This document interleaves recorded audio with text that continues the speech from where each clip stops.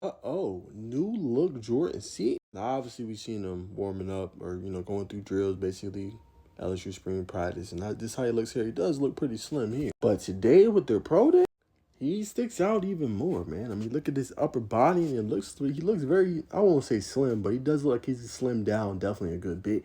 And some are even joking and saying that he looks kind of like a tight end right now. And crazy to think about, man. This is, a guy that was, first team All-American, I believe, his freshman year, man. Did his thing at, obviously, Colorado. Didn't have his best season as a sophomore, but already shaping up and looking pretty good, man, for Coach Lane Kiffin and crew on the offensive line, man. So I would say that's how you get it done.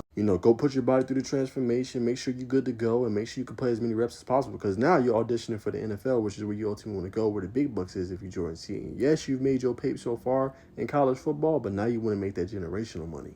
And by transforming your body, I think that's one small step in doing so. So, yeah, man, if I'm an LSU fan, this actually excites me. It tells me that he's taking the weight room serious. He's listening to his strength and conditioning coach. He's putting in the work this offseason, man, to be ready. So when you have to put yourself through that grueling 9-game SEC schedule, he could put his body through it, man. Some may be concerned about the upper body, but I think it's more so strength. And I think more so, instead of just being like fat, out of shape, it's more so, oh, okay, cool. Like, we actually putting in the work to make sure I'm chiseled out. And that first look, bro, looks pretty good, man. Got Lane, and they coaching him up, man. Got him doing some good things, nutrition, eating. Everybody always talk about the bayou and all the great food down there, and how you can, kind of mess yourself up with the gumbo and, Mardi Gras, all the big food down there. But obviously, don't look like that's the case for Jordan Seaton. Looks like he's slimming down, man, and that's a good telltale sign for LSU fans everywhere. What do you guys think, man? First look, man, is this an encouraging sign for you, or do you feel like this is a discouraging sign?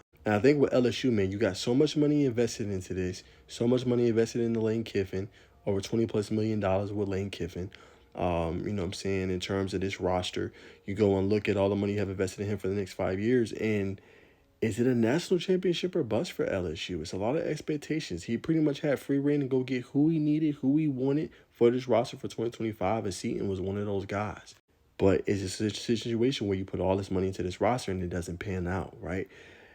Has to make sense, you know what I'm saying? So it's going to be a good telltale sign. Hopefully Seaton's a part of one of those deals that they landed this past offseason that works itself out, that pans out, that becomes a staple on the offensive line, and he can go off and be league bound in a year from now.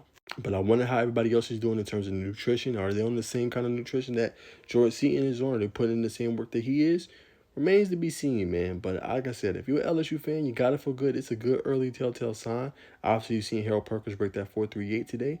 But I feel like Lane Kiffin's the coach in order to do it, man. But it'll be a lot of pressure in the bayou at LSU this year for them to make sure it pans out and make sure this money well spent.